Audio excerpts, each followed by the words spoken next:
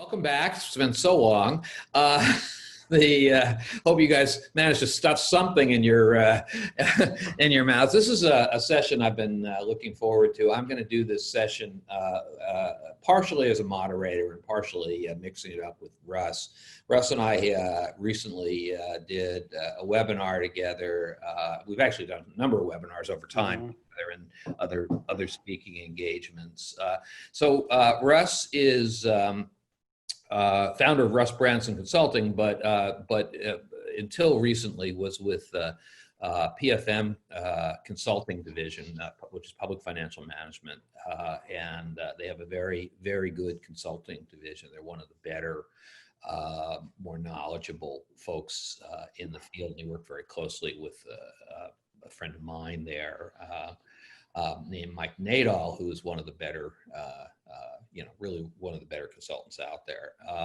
So Russ also spent 13 and a half years at City of Roseville. So he has, in a variety of positions, a lot of knowledge from similar to the session Russ before you was city managers. So what we're going to do today is Russ is going to start with a presentation talking about, and some of you are fairly financially savvy about where California is in terms of how all taxes work and all this other stuff, and some of you may not be. So we're going to plow a little bit of basic ground because the whole scheme of when you can raise taxes and how budgets are put together is complex in California, and there are tremendous revenue limitations. And then we are going to pivot from that to a concrete discussion about the effects of, as far as we can tell so far, of the COVID-19 mess and on cities, which is dramatic. And I think it's a good, well, it's a good case study, number one, but I think maybe it may be more than a case study. It may end up becoming a case study in mass bankruptcies too. So because I don't think we have all the answers. It's also an interesting issue because it's in progress, and so we can look at it from the perspective not just of what we know, but of what we don't know. And how do we address that? So I think with that, we'll turn it over to Russ, and then you have a PowerPoint, right, Russ? So yes. So we got to make sure that you are you can get that up. Right. So let me get off back here. Share my screen. All right. Looks Let's good. see. Can you see that? Okay. So let me run my slideshow. Great. Okay. So, well, thank you for having me. Hopefully you're enjoying the fellowship so far. I always enjoy hearing Will. I didn't get to hear Willie this time, but I always enjoy hearing Willie Brown speak. And this is a very interesting time for local government. So we're going to talk today about finances. As John said, we're going to start from a very broad overview and then go down into the weeds a little. So let's just talk about some of I want to start with just the types of agencies. You may have covered this, but in California, in a lot of different places, right? The state is kind of the overarching government. Then you have counties, which are typically extensions of the state. School districts, kind of also extensions of the state. Then cities, which can be either charter cities, which have kind of their own law, and general law cities, which follow the general laws of the state. And then special districts, which have a variety of who they report to and all of that. And then just a little more about, because when we're talking about finance, we're also talking about forms of government, and money comes to different forms of government differently. So a lot of what we'll be talking about today is about cities, which are, their general purpose. They provide essential frontline services. Land use planning and control is a big function of local government, city government, as well as county government. And they may be full service or not. So cities, I worked for a city that we had from golf and child care all the way through an electric power plant and everything in between. So we provided pretty much everything you could do as a city, City of Roseville, California does. But then there are other cities that don't do parks, there's a parks district, there's a fire district, there's a library district, right? So they may not have all of those services. Those are done separately by different special districts, which are down there at the bottom. Counties, again, hybrid local state, they provide for unincorporated areas, they provide those frontline services, but they also provide a lot of federal and state healthcare and social services, jails, courts, elections, all those kinds of things on a county basis. And then special districts might be enterprise, water, sewer, solid waste, or they, like I mentioned, parks and rec, fire, mosquito abatement, all kinds of things like that. And many get a cut of the property tax. So many are for fee service providers, and then some also get a cut of the property tax. Let's want to go through some of the big legislation that forms public finance in California. And I'll say that the way I talk about public finance in California is it's very dysfunctional. There's no relationship between the services that are provided and how money gets into a city. And part of that starts with Prop 13. Set property taxes in California prior to 1978 were set at the local level. They're local taxes. All these different taxing districts, whether it be a city, a county, a school district, a mosquito abatement district, they said even water districts, mosquito abatement districts, whatever, would set a tax rate and charge that to the property owners within their district. In 1978, the state had a Prop 13, which was, again, masterminded by Howard Jarvis, former executive director of the Los Angeles Apartment Owners Association, and you might be able to guess from that who got a huge benefit from the passage of Prop 13. And it was also promoted as a real answer to skyrocketing rents instead of rent control. So it's, but it was sold as, we're kicking little, ladies out of their homes, they're getting taxed out of their homes. There's probably some truth to that, but then this became a very big response. But what Prop 13 did was it said all tax assessments are capped at 1% of assessed value.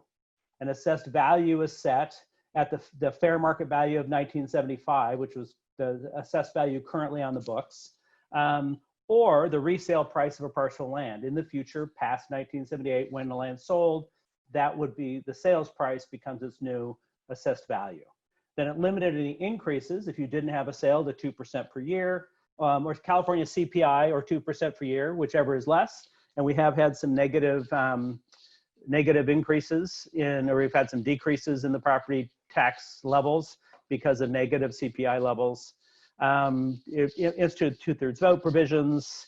You can't increase this 1% tax for the purposes of operations. That 1% is always there. You can do capital with general obligation bonds. So just looking at the impact of that 2% CPI cap. So the orange line going up there is California CPI back to 1975.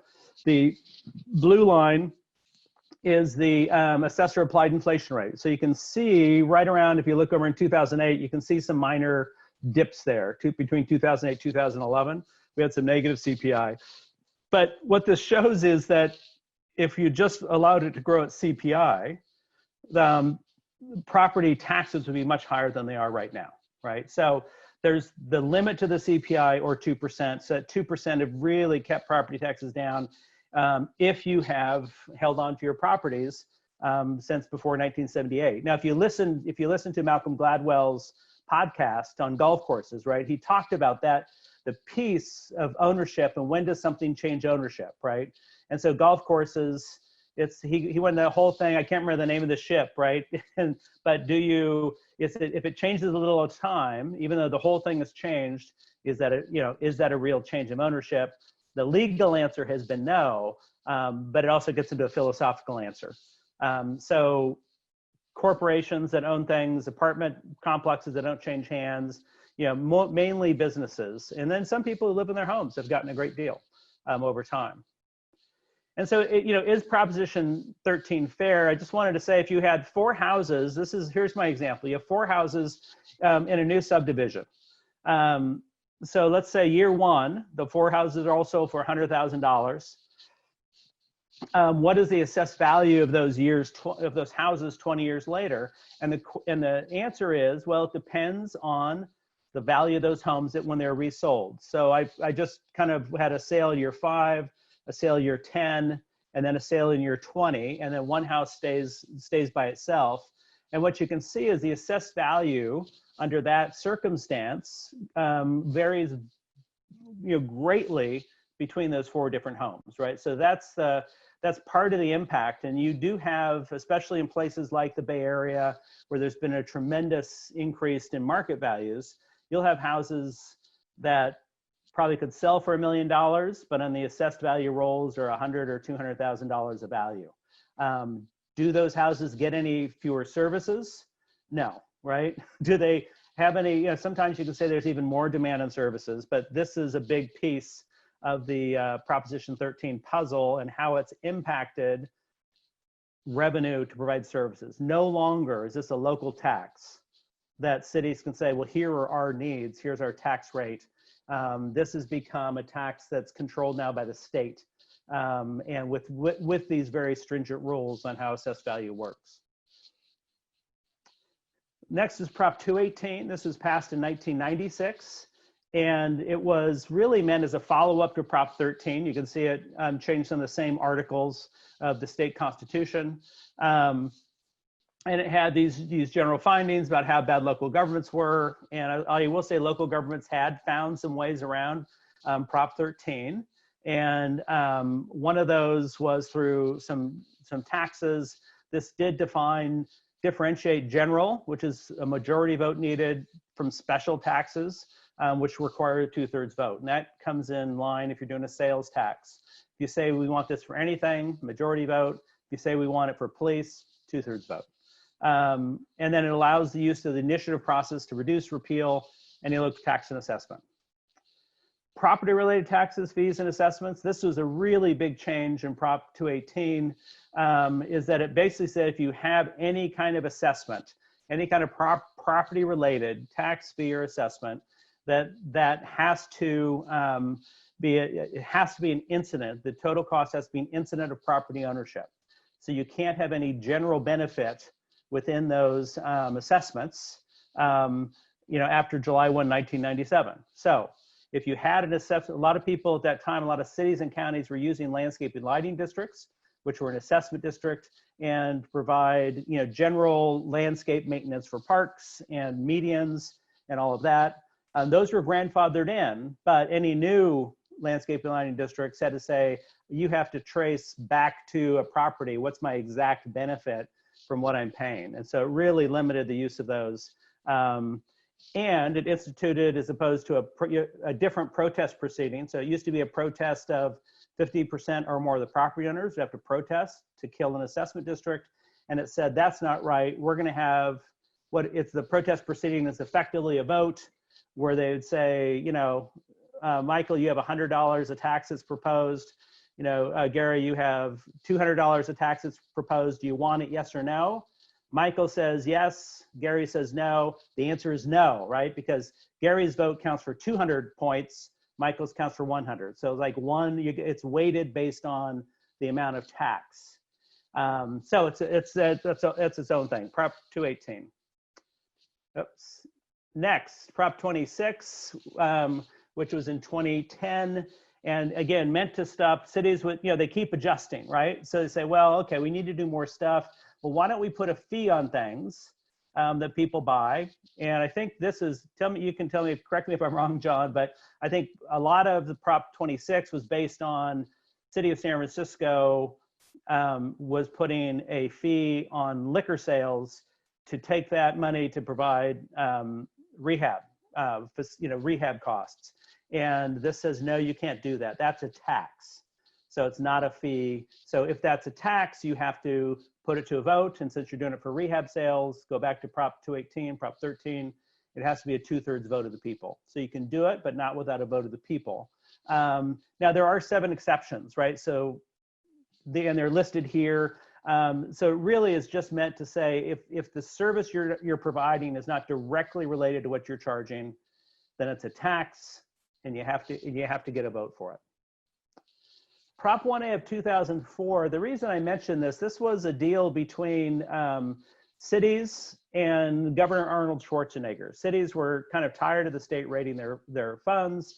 The state would come in and take property tax for schools and shift things around, and just generally create havoc for city revenue. So this locked in some revenues, and they made a deal with Arnold Schwarzenegger on this after they had a more restrictive proposition that was approved, which they dropped, and they joined with Arnold Schwarzenegger, who was governor at the time, to do Prop 1A. And this included what's now become a shift of the vehicle license fee, which a long time ago was 100% a local property tax on vehicles, which at some point the state said, hey, we'll do that, we'll collect it for you and we'll give it back. But then the state started messing around with it. So the state wanted to do a permanent reduction in VLF from 2% of value to 0.65%. The city said, that's our money. So part of this Prop 1A thing is that they shifted the vehicle license fee revenues into property tax. And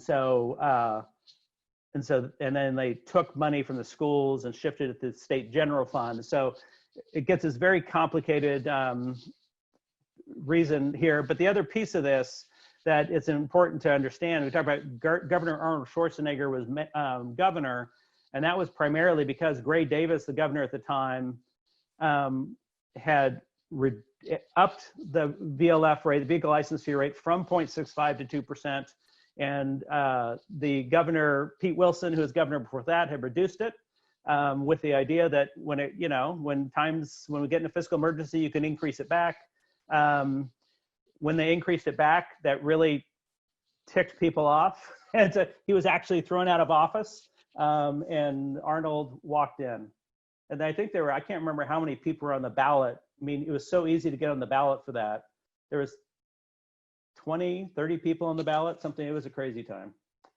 So other pertinent laws, AB 8, which was the long-term Prop 13 implementation, because really when this Prop 13 happened, it's like, well, how do we allocate the taxes if they're all now at 1% of value?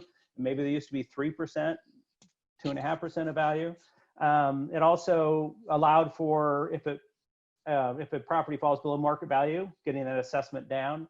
Prop 4 of 1979, which established an appropriations limit. And actually, I've just recently started seeing cities bumping up against this limit. So it's a combination of inflation and per person government spending to keep those under 1978, 79 levels. And it's never, for most cities, it's not an issue, but it's starting to pop up, especially as cities like the city of Oakland that have a lot of special taxes that get included in their GAN limit. And all of a sudden, they get to a point where they may not be able to collect more taxes. They may have to give taxes back because they've exceeded their revenue limit. So this is starting to pop up in more cities. Mello-Roos Community Facilities Act of 1982, which is a special tax act primarily used for new developments, but it can do capital or services, specific services. And then AB 1600, which is development impact fees, which was passed in 1989. Or maybe 79, I can't remember. Anyway, any questions before we go forward? There was a lot of talk about these laws. Anything that was different from what you understand, or you just don't understand it before I move on? Madeline, anything, any raised hands? Nope, don't say anything. Okay. Great. So when we talked about, we've looked at this, what are the major sources of revenue funding? And let's go primarily to cities, but also the counties for their portion of services for general services. You know, property taxes, it is a local tax.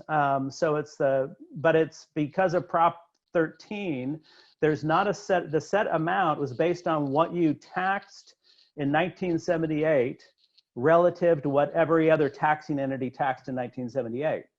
So if you were a low taxing entity, you got locked into a low tax, and that percent goes on forever. So the range, I've seen as low as 5% of the 1% tax that would go to a city. The rest is going to schools and counties and other places. I've seen as high as, in an incorporation, 47% going to a city, and it's in West Sacramento in Yolo County. So it's really wide variation of how much a city gets in property taxes, as well as it's based on the value of the land. So high value cities just have more property tax to share and more money for services. Sales taxes, we'll talk about each of these, right? Sales taxes is both a state and a local tax. Transient occupancy taxes or hotel taxes are a local tax. They are set locally and they vary by area, right? And they from 0 up to, well, it's probably higher now, but you know, San Francisco and others are in the 14% range. And they're the ones that are really getting hit, right? Think about if you're a city that depends on hotel taxes, city of Anaheim, where Disneyland is, city of San Diego, right? A lot of coastal cities, anywhere where the big draw and a big part of your revenues is hotel taxes, you are really in trouble right now because those are down. Sales taxes are also down, but transient occupancy taxes, you know, they went away virtually overnight, where people are still buying some things. Not many people are going to hotels. So that's been huge impact for certain jurisdictions. Others don't really depend on it, not a big hit. So other taxes that are local, utility users tax, business license taxes, the Mello-Roos taxes, user charges and fees, again, locally set. If there's assessment districts, those are all local. So that's the general kind of how money gets into local governments. And again, as I said before, there's no connection. Is there a connection here to what is needed for police? What is needed for fire? Is there any connection to if I have fire or not, right? If a special district has fire, doesn't matter, right? You get a set of revenues and you kind of do with that what you can. So this is from, and then I think we give this as a reference, CaliforniaCityFinance.com, which is a great website about if you really want to dive into any of these things and understand what's going on in the California financial space, more geared to cities and special districts, but very much a great resource. And then, so this looks at the broader, you see a lot of cities have utilities, water, sewer, refuse, electric, some gas. And that's those are enterprise funds, which means they run as a business. So this can't be used to provide services, general services. But you can see property tax, sales tax, these other ones all along here, right? So mostly taxes, some fees, and then the development, state, federal grants. So this is kind of the broad view of where money has come from to run services provided by cities. But then examples of city revenues, if we're looking just at the general fund, right? So the general fund is where we fund police and fire and parks and planning and public works and all those direct services. And I have just two cities here. One is the city of Seaside, which is on the coast just above Monterey. And you can see they split between sales tax, property tax, a little TOT, utility users taxes, business license, which is a tax, but a majority, more than 75% of their revenues are taxes. And then they have this one-time revenue here, because this is just this year. That's going to be gone next year, which will increase the percentage. So they're very related on taxes and a big sales tax. So again, a community like this in COVID-19, big sales tax, 47% of their taxes are sales and TOT. They're going to be having some troubles in this next year. City of Richmond, which is right there right next to Berkeley and across from San Francisco. Sales, property tax, utility users tax, right? That's a huge one. And for them, that's partly because they have a Chevron oil refinery, which pays a big utility users tax amount. But they have about 80% of their, or higher of their revenues or taxes. And, not a lot of it's in these other taxes where they have their TOT. So not a lot of TOT, but a lot on the sales and UUT side. So it's just, every city is different in terms of the source of revenue and how much they depend on it, which also will impact what their flexibility is in terms of ability to provide services and ability to survive something we're going through now.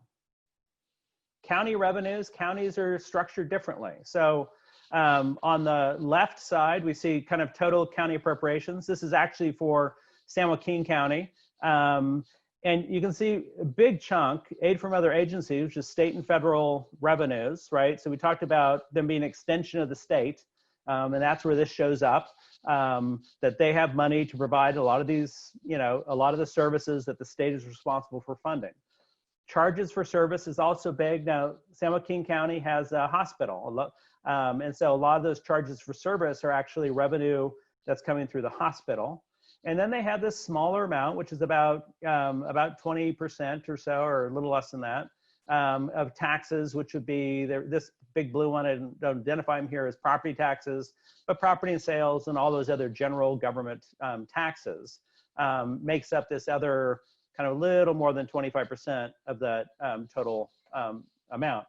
So here's, in terms of, then we take that, the general purpose revenues, which is that $300 million roughly, right? Just under. We see most of it is property taxes. So counties rely a lot on property tax, which is not a bad thing right now. Only 8% on sales taxes, and then some other taxes. So very different structure of revenue in a county versus a city, and especially from a total budget perspective.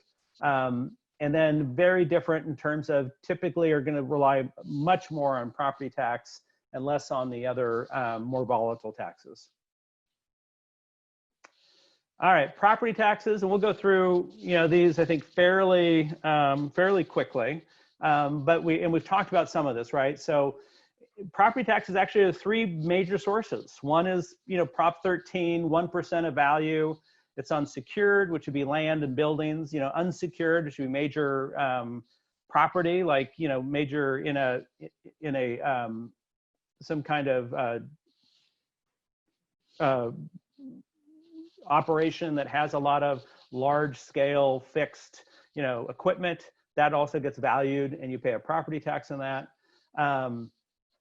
Property tax in lieu of vehicle license fees, we talked about, that got shifted in 2004 over to from a fee that was collected on vehicle property tax at up to 2% of value, and given to the city, was transferred into property tax. And it's actually been a big boon to local governments. It's grown, the property tax has grown faster than the vehicle license fees, and the state has had to backfill that difference. And then this redevelopment property tax trust fund. So this is, one of the things we don't get into a lot here, you may have heard from city managers, is the loss of redevelopment back in, was it 2010, 2011, a while ago. The loss of redevelopment, which is still unraveling, right? So when redevelopment was ended, and actually I'll say that beyond the fact that the state has always hated redevelopment because the state felt, and probably appropriately so, that cities and counties were leveraging state monies that they backfilled for school districts for local projects, and the state didn't like that. And that really boiled over after Prop 1A of 2004 was passed, where the city says, protect our revenues. And the people in the state finally figured out, and Jerry Brown signed this. It's like, all right, your revenues are protected. We're taking back redevelopment. So what's happened is, and now you have this redevelopment money that supposedly goes back into the taxing entities, but there's bonds and there's other obligations of those redevelopment agencies that live on.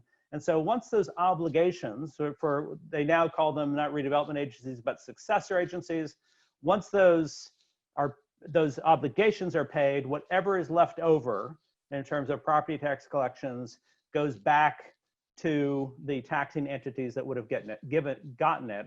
So now it has been an extra source of revenue for general funds of local governments. So that's a redevelopment property tax trust fund payments. So distribution of property taxes, I touched on a little bit, right? It just varies. So nobody knows what the property tax is in their city. I mean, by nobody, I mean most people living in their area, they just know they pay 1%. So if you have a $500,000 house and you're paying 1%, that's a $5,000 tax payment. And if your city gets 20% of the property tax of the 1%, $1,000 of that goes to the city. If your city gets 5%, $250 goes to the city. But you've paid $5,000. Well, where does the rest of it go, right? It goes to school districts and counties and other places. But people don't know that. They don't know where this gets distributed.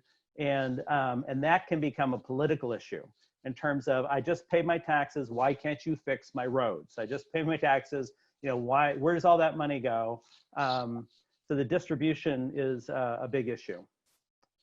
State does have the authority to shift the tax shares, and they have done that primarily in the mid-90s and early 2000s, shifting from local taxes to education, which is known affectionately as ERAF, the Educational Revenue Augmentation Fund. And actually, this is a big piece of what generated the impetus to get the Prop 1A of 2004, which is, you got to stop taking our monies, right? And there's a bigger story behind that I'm not going to get into, but there's a bigger story behind this in terms of, if you think about, if you had a relationship, or you have relationships where you get this he said, she said, who did who wrong first, that's what this story is, right? The state feels they were screwed because they bailed out the cities after Prop 13. The cities feel that they've been screwed by the state many times, and everybody just gets mad at each other. And that's kind of the story, a big story of California public finance, is the fights between cities and the state. There is a vote for a split roll, likely in November of 2020.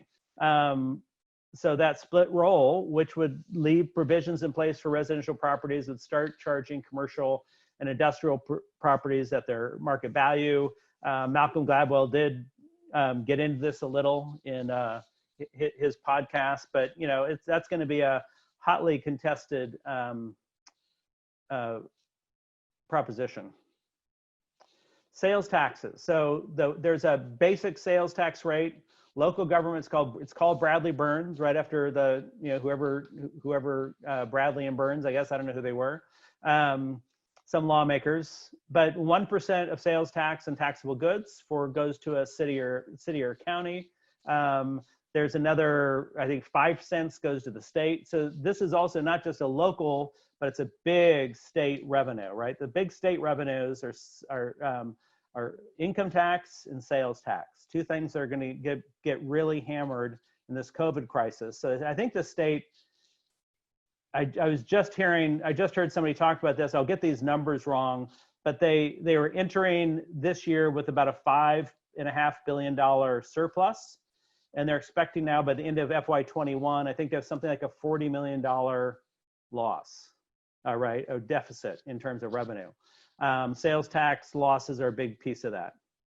Prop 172. So that's an additional sales tax that there was in the early 90s. There's a big earthquake in Southern California.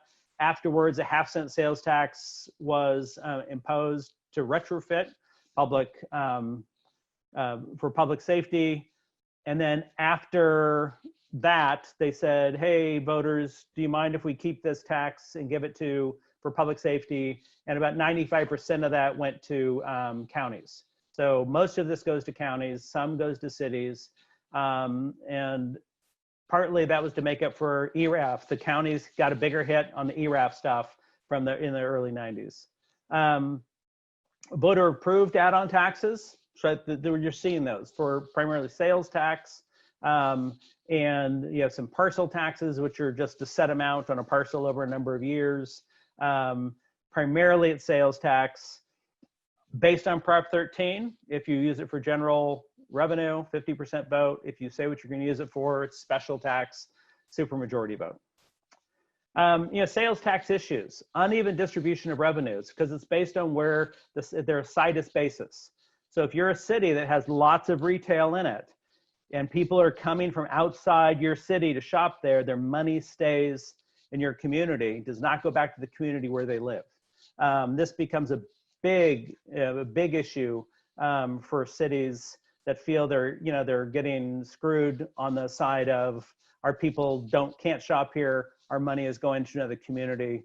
I worked for a community, City of Roseville, which had very high sales tax, and other communities around them are still very angry about, just Roseville has a lot of money.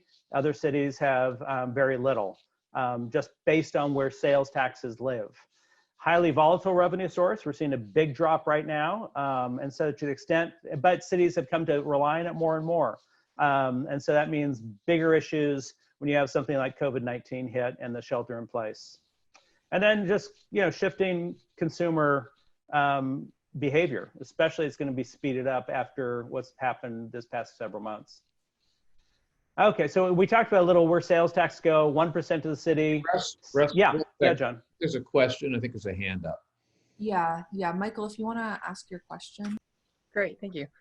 So Russ, you didn't identify property taxes as taking a big hit during COVID-19, and I understand why, Right. I think. But in Los Angeles, there's a big delay in collecting property taxes, it seems. They're not charging late fees if you can provide a COVID-19 related answer, and I imagine thousands of residents aren't paying property taxes on their property. What's going to happen there? Yeah, that's a great question. So yeah, the reason why, which I think you're right, you can probably imagine why, which is that property taxes were set last year, right? They get set in January. So the property taxes people are paying now were set based on assessed values of January of 19. They then get put on the tax rolls in August, right? And then the tax bill goes out and they're due half in December 10th, half in April 10th.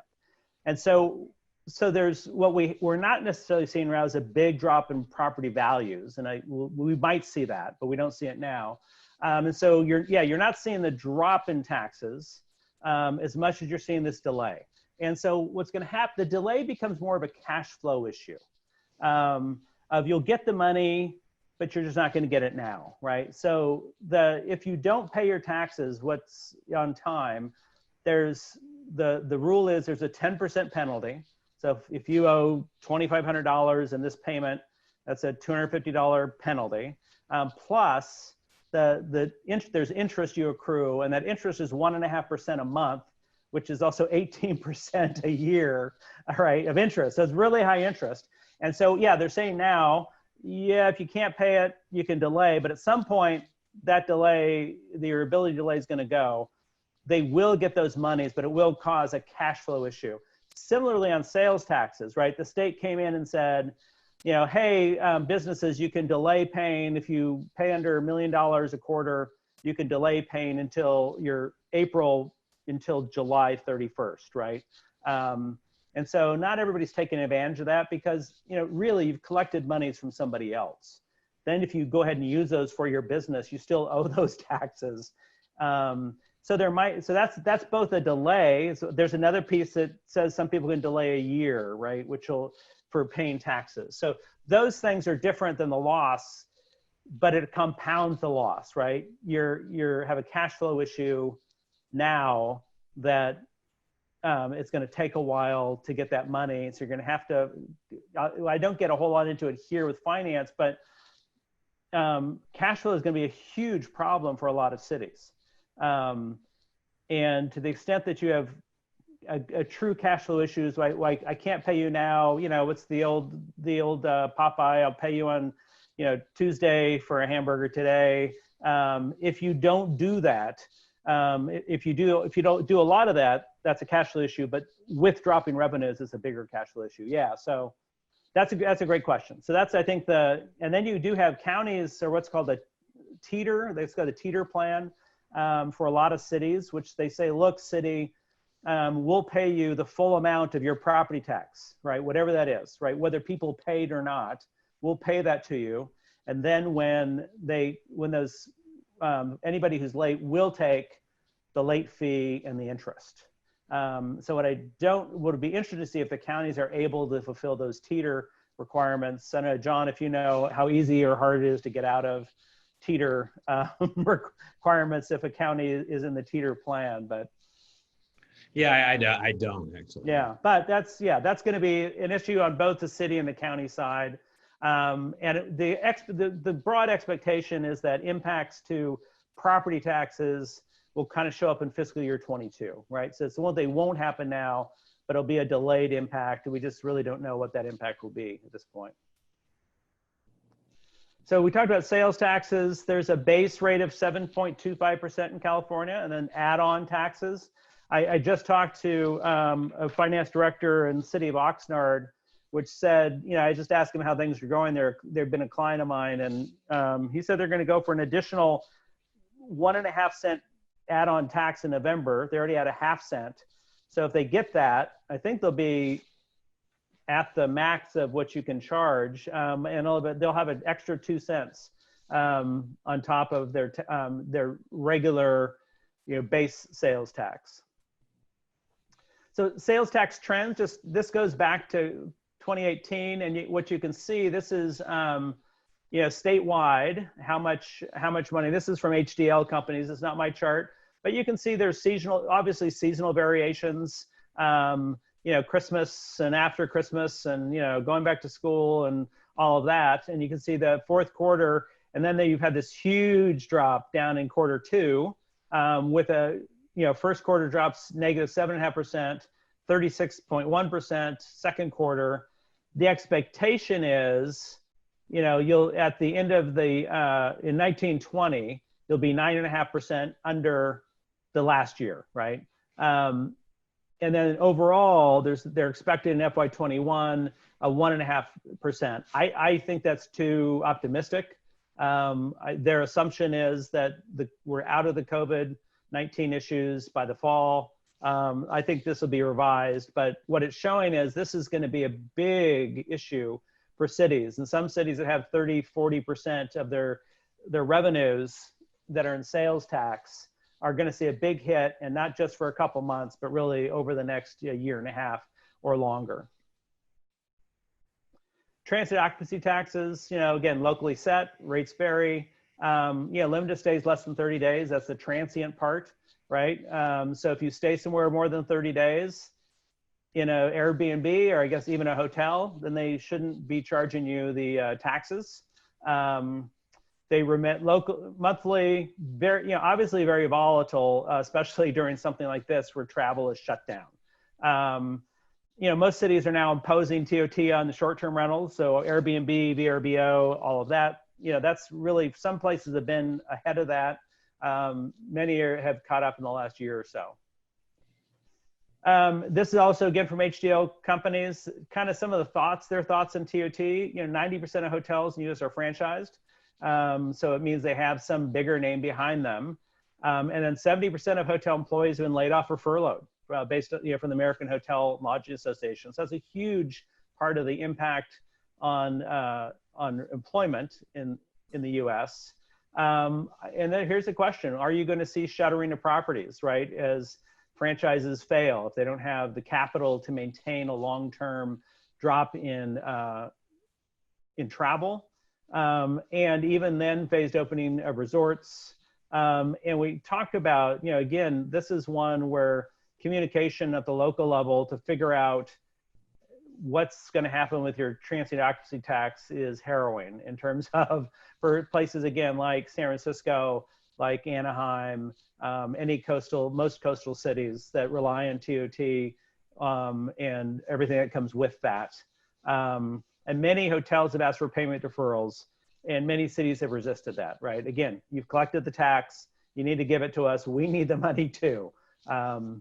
So this is an interesting one to watch. And again, we've talked about these other sources. I don't know if we need to go much into these, but this kind of, these are all pretty common: UT, business license tax, franchise fees, which are charged to utilities for the use of rights of way. This is one that's very variable, because as rights of way have changed, right? There used to be the telephone, and everything was in ground. Now everything isn't in ground. And so those franchise fees are also changing. And then places that have harbor fees, taxes on oil production, like City of Long Beach, snow removal, things of that nature, just varies. You might have these specialized taxes based on the physical location of a city or a county. And then here we talk about, I just kind of all the different kind of basic sources of funding, and whether, what's the latitude. They have a long, general taxes provide a great deal of latitude for operations. You can fund anything you want. with that. You have an issue on long-term capital, and that issue is that you can't sell a bond. You can't enter into a long-term debt agreement with general taxes unless there's a 2/3 vote of the people, right? General obligation bonds. Now, what you can do is you can enter into leases, right? So because you don't have to own everything, you can enter into a lease that then that money gets appropriated every year.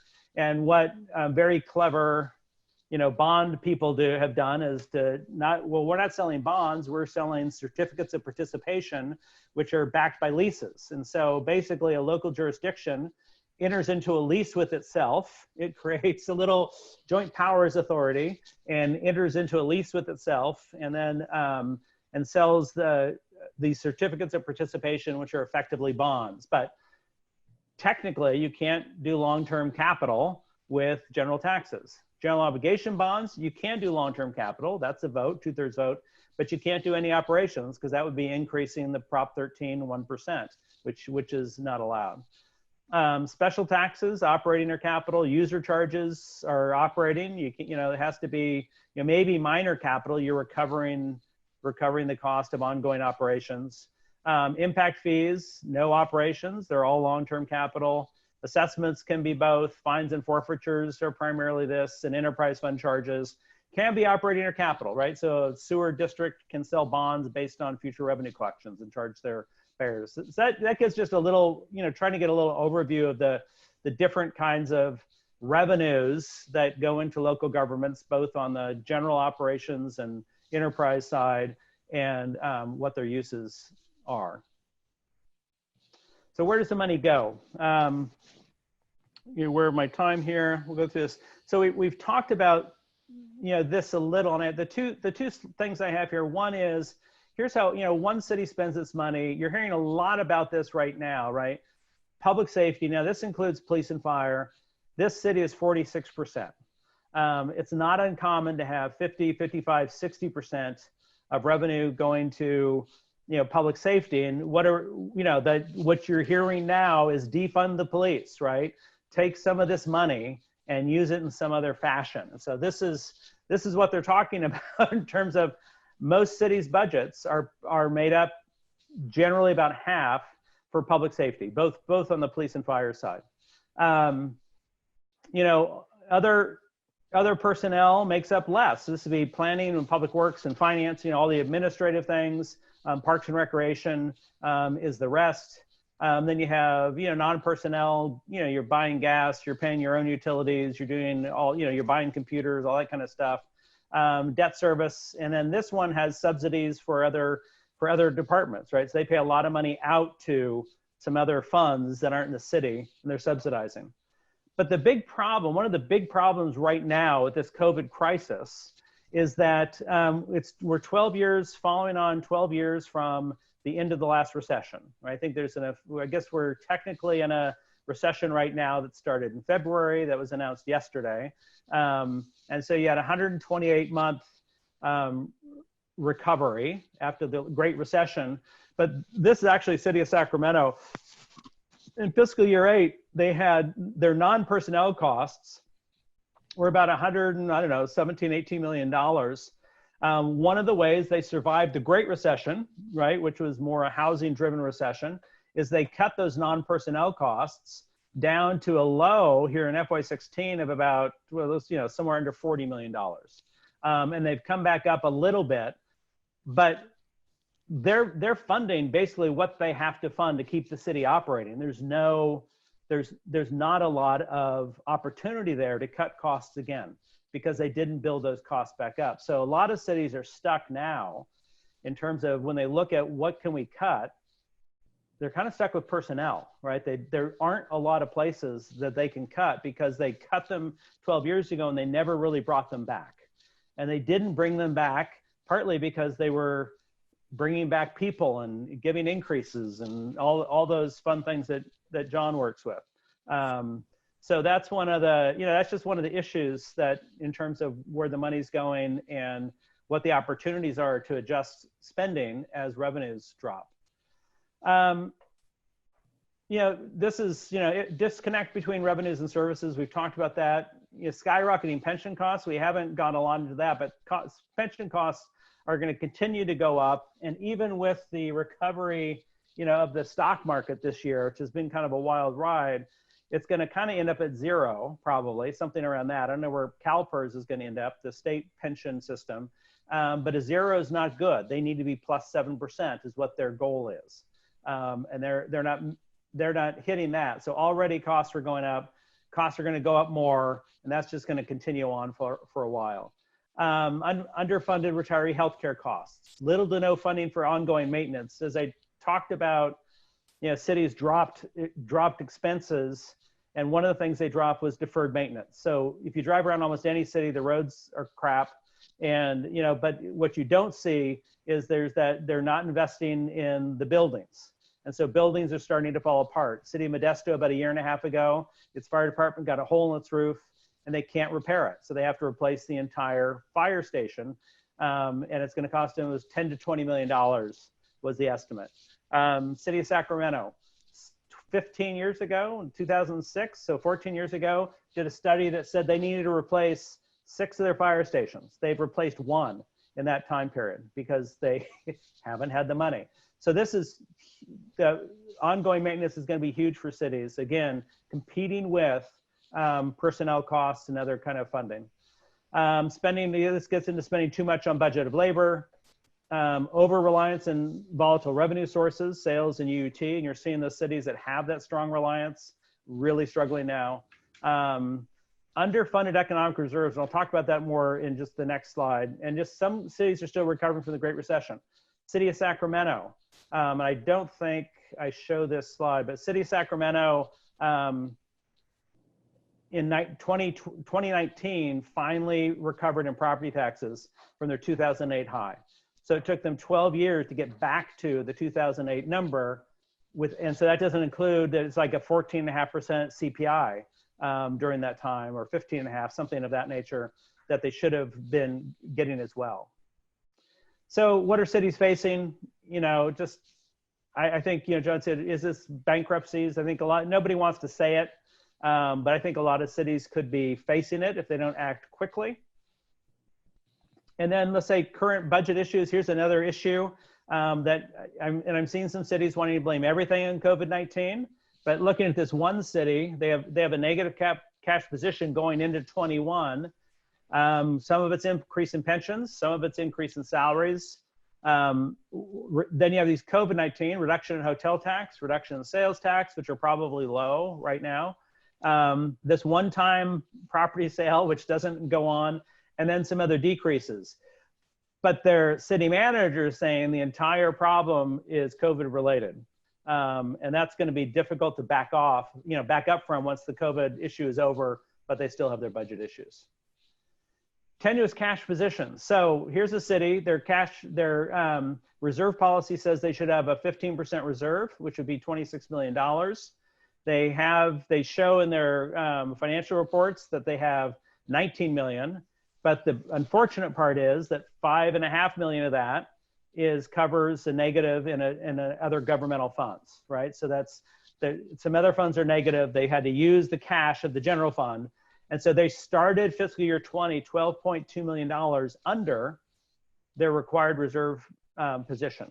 And so they're in a tough cash position. So we talked about bankruptcy. This is where you go through this cash and then you don't have enough money to pay bills. And I'm hearing cities are saying they're concerned that by September, they may not have enough money to pay their employees. And that is bankruptcy, right? Because you can't keep employees working if you can't pay them. But it's really hard for people to talk about that.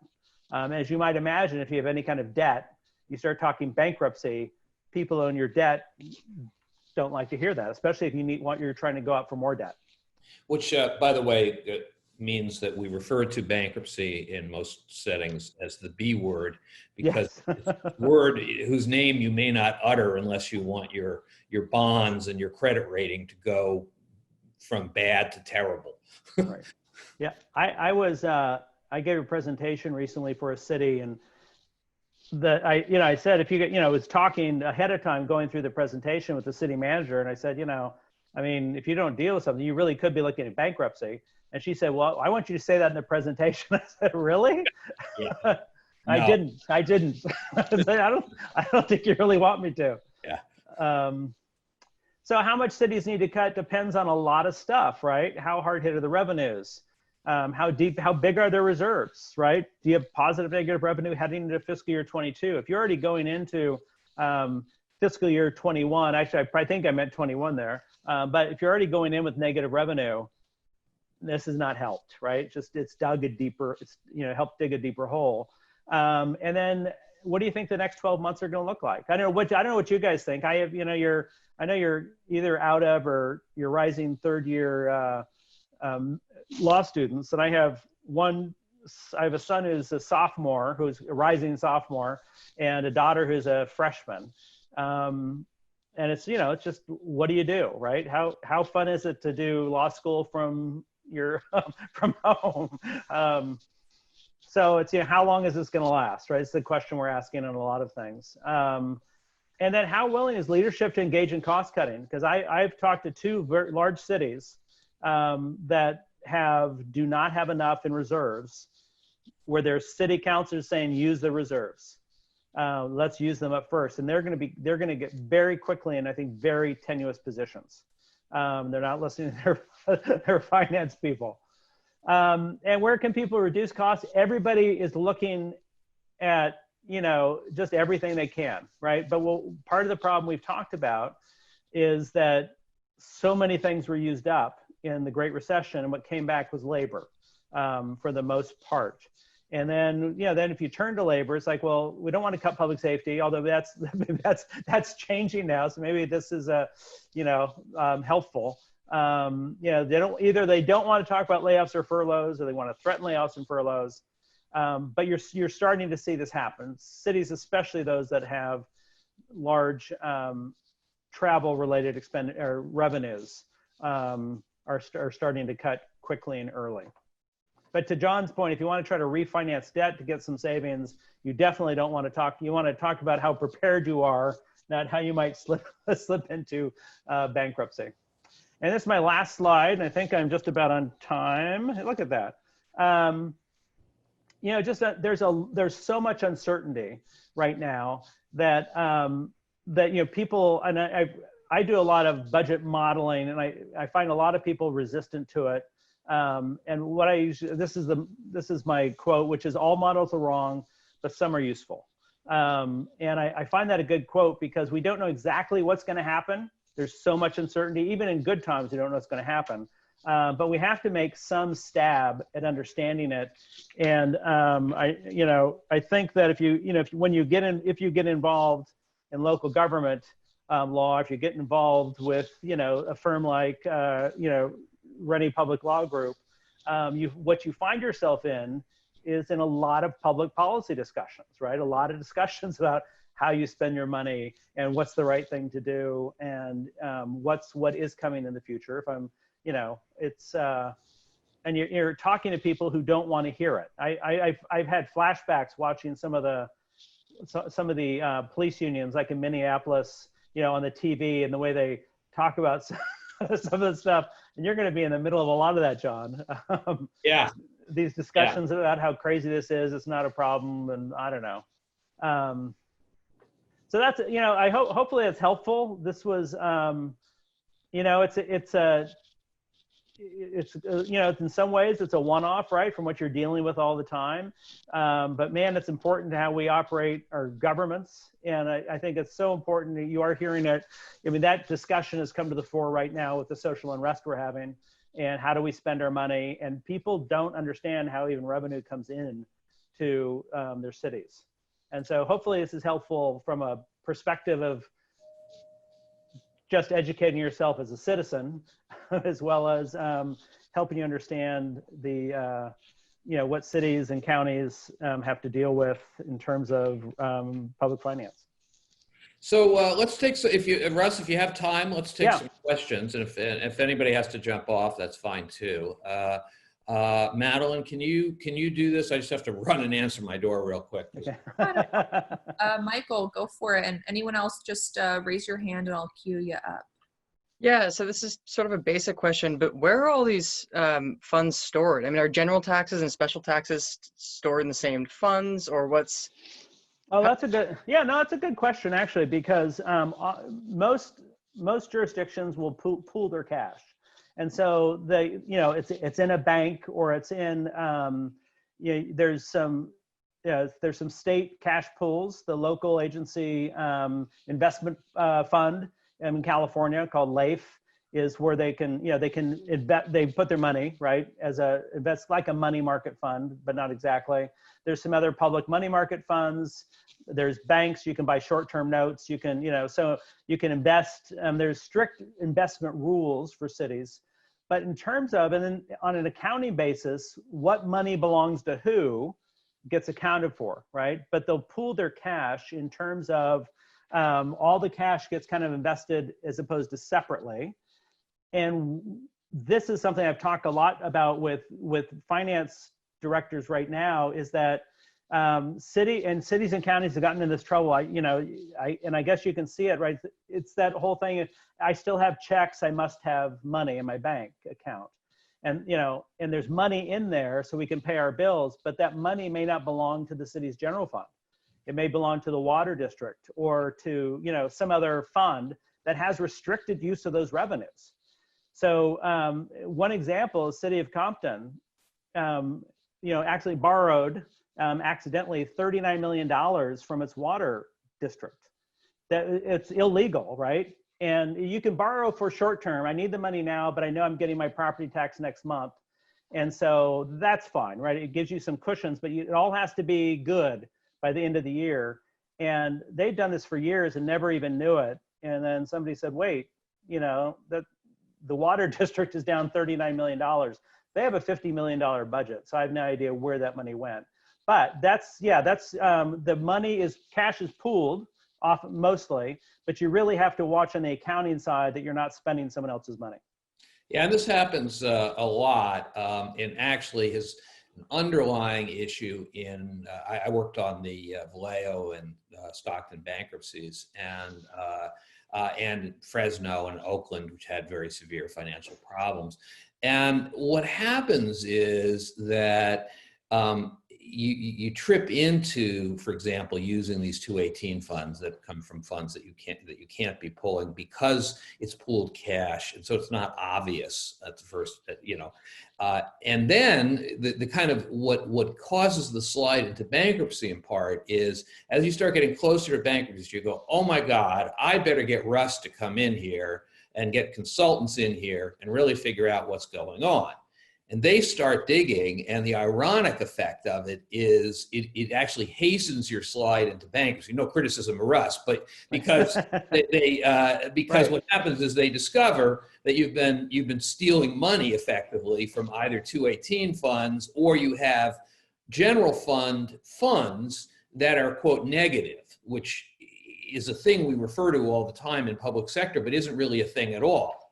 Because a general fund that's negative is actually money you don't have in the general fund, but doesn't get accounted that way. So you can end up with these very large numbers of of negative funds.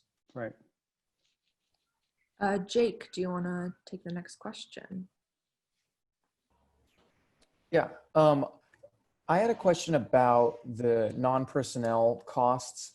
Yeah. You gave a few examples like roads and infrastructure, but that seems to be like, I'm trying to imagine what else goes into that bucket, and it seems to be a lot of things. And I was just wondering if we've already gone from the last financial crisis, without providing funds for those non-personnel costs, and then we're going to probably go further into the future without doing it. What are the long-term risks besides, pop tires or, maybe a building falling down for a community when you're not bringing up those non-personnel costs back to anything besides the bare minimum?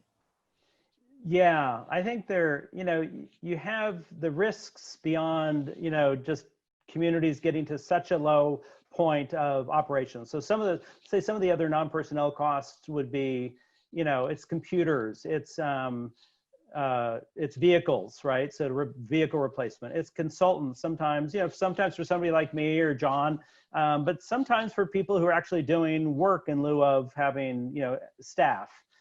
So oftentimes planning people or something like that might be a contract. But the kinds of things you find is that you have legacy IT systems that aren't getting replaced. And so you're not able to keep up technologically with things. I'd say City of Richmond, I know they're gonna, they've waited so long that their systems keep crashing, right? They can't keep their computer system up, so they have to invest, even though this is kind of probably the worst time for them to make that investment. So yeah, the buildings, I think you've seen cities during the Great Recession. You saw cities at playgrounds. I mean, they have to be safe, like play structures. And so they last about 10 years. And when they can't, when they're unsafe, you have to replace them. If you can't replace them, you just take out the play structures and there's just fewer services, right? You shut down community centers. Police departments operate and fire departments operate with old vehicles because you don't replace them in a timely fashion. And, the last thing, the last thing you want, you might want if someone's following you to give you a ticket, you may be fine if they break down, but if they're responding to some crime in progress, you want them to be able to get there. So it's those are the kinds of things. So general dilapidation, a general kind of reduction in service levels and what you're able to do, who you're able to attract. But there's really a lot of unfunded money, whether it's like IT buildings, and buildings would be HVACs, roofs, paint. Then there's all the equipment and all that. So yeah, I think you just see this general underperforming government, and everything gets worse and worse, and people get madder and madder, and so hopefully that answers your question. But those are some of the, and eventually something has to happen, right? So that's when cities go for tax increases. But you're going to see cities with tax increases who still can't operate well in this COVID crisis. Yeah, and I mean, it is literally everything. And so in terms of risk, I mean, bad roads are risks, obviously. Right. Trees that aren't trimmed are risks. There are risks all over. Not having proper equipment, fire equipment, although for whatever reason, fire departments never seem to have like really old equipment. That's true. But you've got police departments like in Oakland with cars with 400,000 miles on them. Which if we eliminate them, I guess won't be a problem. But if they last through next week, they're going to have that. Other questions? Yeah, Peter, did you have your hand up? Yeah, most just wanted to, sorry to sometimes be like the bus person who chimes in, but when it comes to maintaining your bus fleet, you want to do midlife overhauls, which people who operate bus fleets will push. And so that means you then have to much more expensively replace everything 20 years later instead of doing the healthy stuff. So that's the kind of thing where you can push it now if you need to. It'll just cost you a lot more later. Right. Yeah, no, that's exactly right. And you find that especially with roads. If you maintain roads, just like if you maintain a bus or something else, if you maintain it on a regular basis too, it can last longer, or rehab it on a regular basis. But, the cost of roads from doing a slurry seal or a chip seal, these kind of different seals that keeps roads from having the cracking and then having the water get in and and under kind of washing out what's under the bedrock underneath or the whatever's underneath. The costs are 10-20 times higher to fully replace a road than just to keep it in good repair. And you don't have cities. There was an initiative in the city of Oxnard, and they're trying to basically have a sales tax that said, well, if you don't repair the roads to a certain level of pavement condition index of 80 over the certain time, then you can't keep using your tax. And their arguments were founded in terms of it costs so much more to rebuild and maintain. And the problem was the city still didn't have enough money to do that.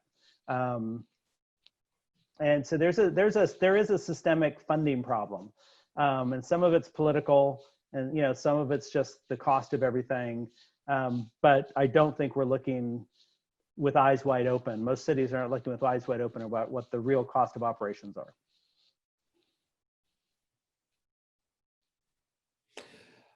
Okay. I think that we probably should wrap. What we have not talked about very much, and I'm hoping that we can find some place in all of this to talk about it. I think we do have a labor session, is a little bit about the labor component in this, because, well, I find it interesting because I do a lot of it. But, you know, I often say that finance directors like Russ are responsible for bringing in the money, and I'm responsible for spending it. You know, most cities are spending, you know, somewhere between 65 and 80% of their budgets on employees and benefits and other issues of that sort. And that's so you sort of can't solve a budget problem without, especially as Russ said, in light of the fact that we basically don't have much in the way of maintenance left anymore in these budgets. You really can't solve one of those problems without looking at the labor side of the equation. And it's one of the, you know, the real challenges that that we face. And there are sort of two ways of looking at that too, which is you can have fewer employees or you can essentially pay the employees less or have less benefited employees. I mean, but there aren't a lot of great answers there either, actually. So that's one of the reasons why there's just not that much flexibility.